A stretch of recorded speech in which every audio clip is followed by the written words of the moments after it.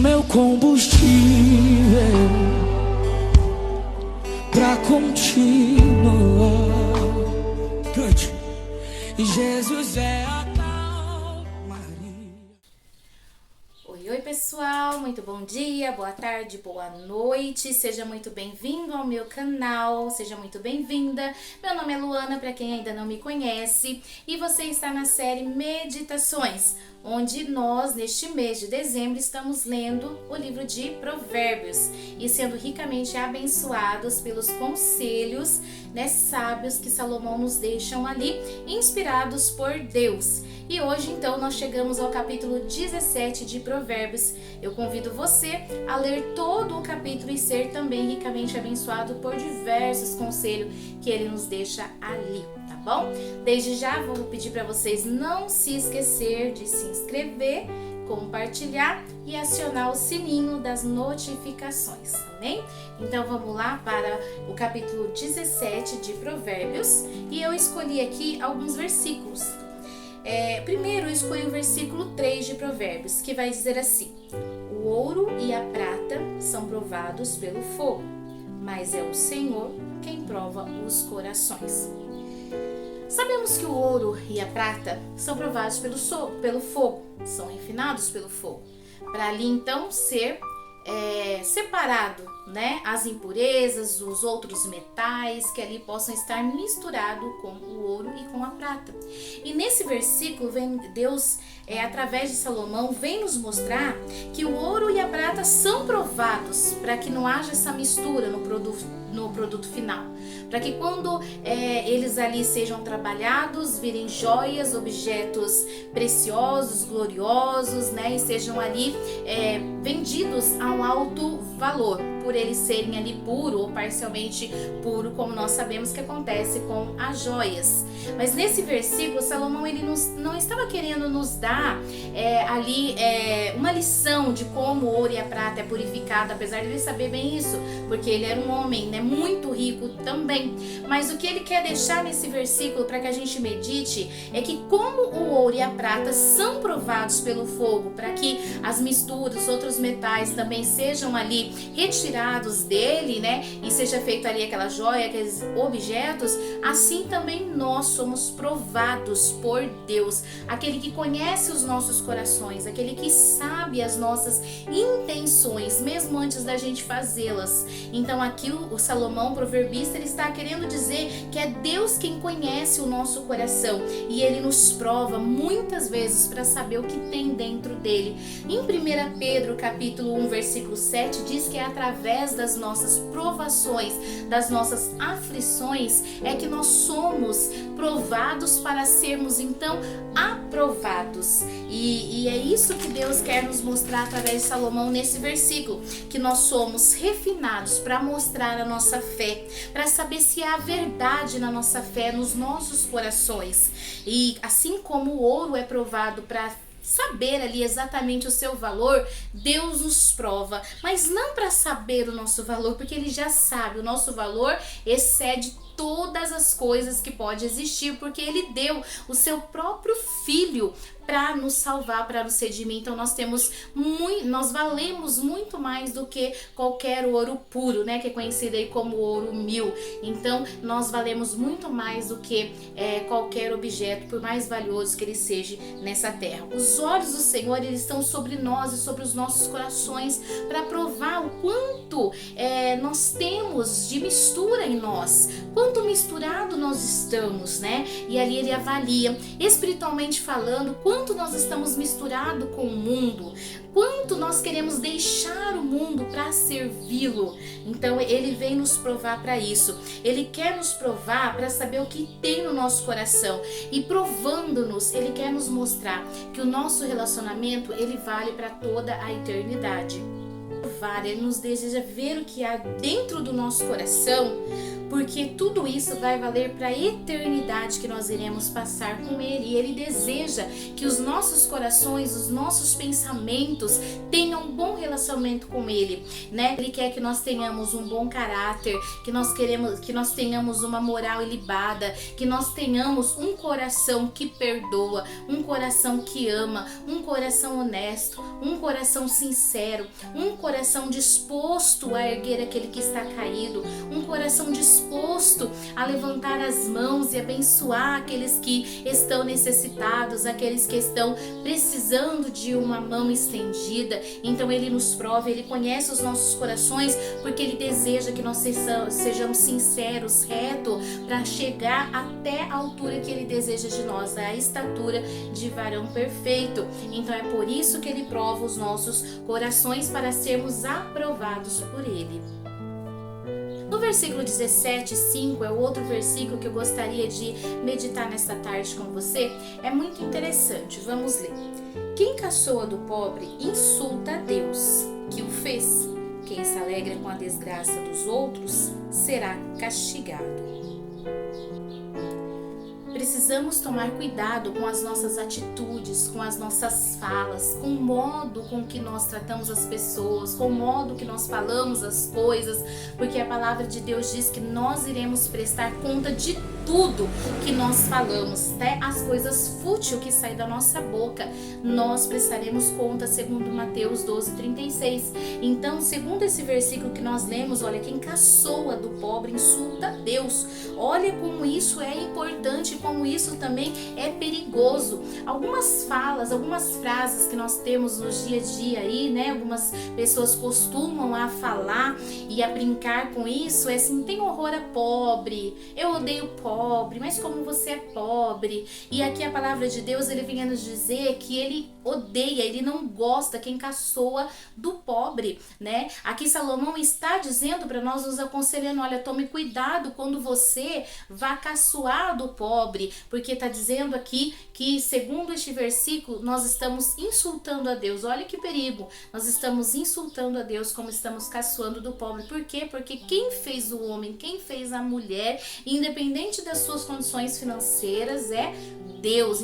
Nós estamos insultando a Deus quando nós, então, menosprezamos aqueles que são menos afortunados. E precisamos tomar também muito cuidado com isso quando nós levamos isso para as nossas crianças, para os nossos adolescentes, para os nossos jovens, e nós estamos numa pós-modernidade onde o ter é muito mais do que o ser, né? Se eu tenho uma roupa bacana, se eu tenho uma roupa de marca, se eu tenho um sapato de marca, uma bolsa, uma mochila de marca, eu sou muito importante, eu tenho muitos amigos, eu sou o cara. Então nós precisamos tomar cuidado com o que nós levamos para as nossas crianças. Por causa disso acontece muito bullying, né? No meio dos nossos jovens, adolescentes, e aí muitas pessoas, olha que perigo, até mesmo perdem as suas vidas porque se entregam à depressão, porque não consegue alcançar aquele patamar de vida que o amigo, que a amiga, que aquela pessoa que caçoa dela tem. Então nós precisamos tomar muito cuidado com isso, e a palavra de Deus diz que estamos insultando a Deus como assim o fazemos.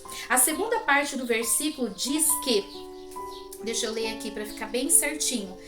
Quem se alegra com a desgraça dos outros será castigado. Precisamos lembrar que o mundo dá muitas voltas, né? E não que Deus venha castigar-nos, né, no modo literal da palavra, mas nós plantamos, então nós vamos colher aquilo que nós estamos plantando. Se a nossa semeadura está sendo boa, se as nossas palavras como sementes que nós jogamos para o mundo, elas são boas, com certeza nós teremos uma farta seara, né? Nós vamos colher coisas boas. Porém, se também estamos lançando desgraça, se estamos lançando palavras fúteis, se estamos lançando palavras que amaldiçoam, palavras que entristecem, palavras que levam pessoas à depressão, até mesmo ao suicídio, nós iremos colher tudo isso que nós estamos plantando, né? Então nós precisamos estender a mão, porque não sabemos amanhã se nós não vamos precisar dessa mão estendida para nós também.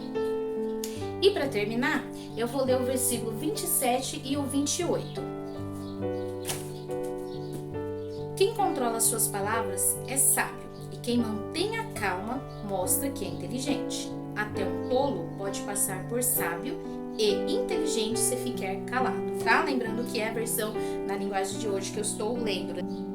Eu li num blog, né, enquanto eu estava estudando aqui o livro de Provérbios, que diz assim, que o silêncio é uma arte tão importante quanto a arte de falar bem.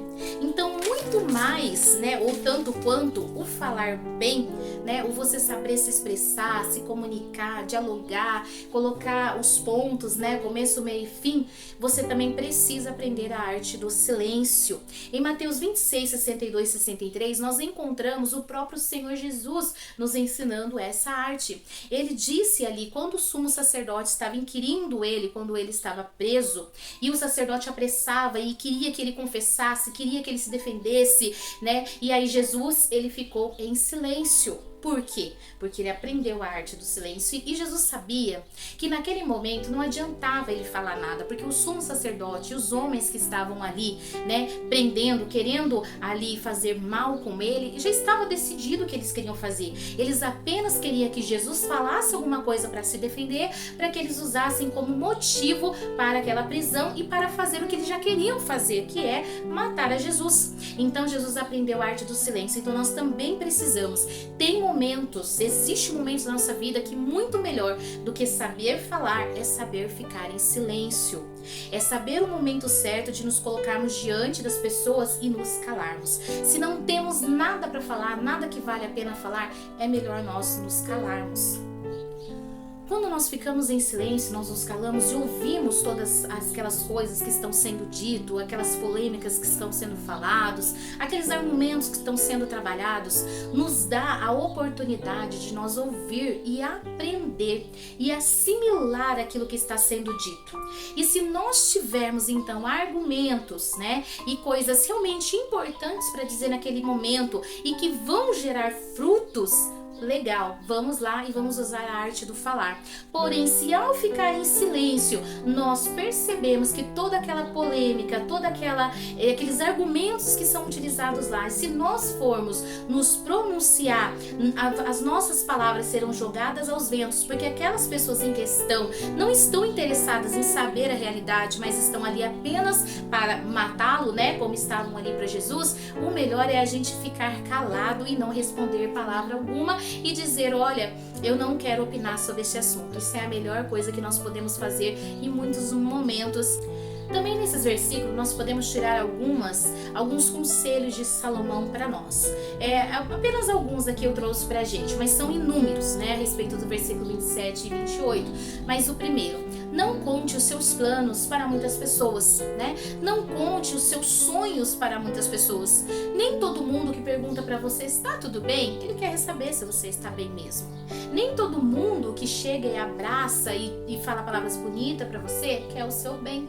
Então nós precisamos pensar muito bem para quem nós contamos os nossos planos, os nossos sonhos, né? E aí sim, escolher bem os nossos amigos, porque são eles que vão nos ajudar a realizar esses sonhos. E ninguém melhor do que o nosso Senhor Jesus para ser o nosso amigo e conhecer os nossos sonhos e conhecer os nossos planos, como eu trouxe para vocês na meditação anterior de ontem, né? A respeito de que Deus está com os olhos fixos em nós e Ele tem prazer em se relacionar com nós. Então, aqui está o primeiro conselho. Cuidado para quem você conta os seus sonhos, os seus desejos. O segundo conselho aqui que nós podemos tirar desse versículo é não precisa você saber de tudo. Você não precisa ser especialista em tudo. Você não precisa ser o teólogo de tudo, o filósofo de tudo. Não. Ninguém se agrada de conversar com alguém que sabe de tudo, que é especialista em tudo. Você vai contar alguma coisa. Ah, eu já sei. Ah, você quer saber o final? Ah, você... Ninguém gosta, irmãos. Então não seja especialista de tudo, teológico de tudo, filósofo de tudo. Meça bem as suas palavras, cuidado com suas palavras com as pessoas mais simples, para que você não seja chamado de soberbo, de arrogante, de querer ser quem não é, né? Que você ali possa levar palavras que as pessoas consigam assimilar. E se você é uma pessoa mais assim, entusiasma do vocabulário, erudito, as palavras mais difíceis, que que você guarde essas palavras para as pessoas que realmente estão ali no mesmo patamar cultural e de estudo que você, né? Que você vai ser muito abençoado e as pessoas, elas vão ter vontade de ouvir você, as pessoas vão ter vontade de conversar comigo e com você quando assim nós fazemos, tá bom? Então nós não precisamos entrar em todas as polêmicas, ser especialistas em tudo, que nós possamos escolher as nossas guerras, escolher as nossas batalhas, vamos pensar bem nas polêmicas e nas batalhas que nós vamos entrar, para saber se elas vão dar frutos ou se essa é uma terra infértil, improdutiva e que só vai fazer você perder tempo. Pense numa terra árida, pensa numa terra que é inviável para plantação, às vezes não vai dar fruto, né? Claro, irmãos, nós estamos falando aqui numa ordem natural. Quando nós estamos falando sobre o evangelismo, né? Então nós precisamos pregar a todos, tá? Mas nesse momento aqui nós estamos falando em entrar em batalhas, em argumentos que não vai dar frutos de jeito nenhum, tá bom? Então, assim como aqueles homens ali, eles queriam que Jesus falasse alguma coisa apenas para ter motivo para matá-lo, muitas vezes é melhor nós silenciar, porque é somente isso que os homens estão querendo. Um outro conselho e último para nós terminarmos aí esse versículo, desse versículo também, é cuidado com as respostas que você dá sobre a sua vida íntima, sobre os seus relacionamentos, sobre a sua família, né? Tem coisas que só a nossa família, os nossos cônjuges, os nossos filhos, de repente a nossa mãe, o nosso pai, somente as pessoas que convivem lado a lado conosco é que precisam saber. Nós precisamos cuidar da nossa moral, dos nossos bons costumes, nós precisamos cuidar da nossa reputação. Então, muitas vezes nós precisamos tomar cuidado com aquilo que as outras pessoas querem saber de nós, tomar cuidado com as nossas respostas, porque talvez eles estão apenas querendo transformar, né, em algo para que eles possam usar contra você para te destruir. Lembrando que nós pertencemos à família de Deus e pertencendo à família de Deus é a família de Deus que os homens maus, os tolos, estão querendo destruir, é a reputação de Deus que eles querem destruir. Bom? Então essa é a nossa meditação de hoje, no dia 17 do capítulo 17 de Provérbios. Eu espero que assim como eu, você esteja sendo ricamente abençoado. E eu aguardo você amanhã para nós então meditarmos no capítulo 18 de Provérbios, lembrando e pedindo que você leia todo o capítulo, porque eu tenho certeza que Deus vai falar muito mais além do que aquilo que nós podemos trazer aqui nesses poucos minutos que nós ficamos, tá bom? Deus abençoe a sua vida poderosamente, graça e paz sejam multiplicados.